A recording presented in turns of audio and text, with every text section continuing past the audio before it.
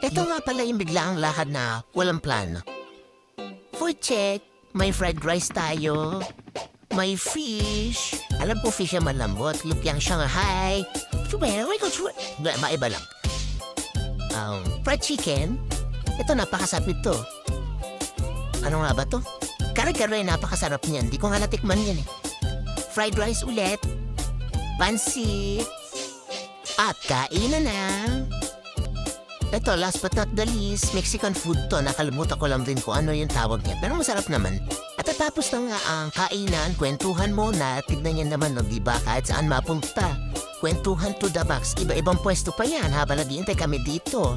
O, di mo alam kung bibili ba lahat nila yung mga lipstick. Matagal pa yung kwentuhan kaysa kumain. At yan, uwi. Bago pala tayo umuwi. Bibili ko nito. Nakikita niyo naman, diba? Ito yung pag kinain mo Kung uso ko yan.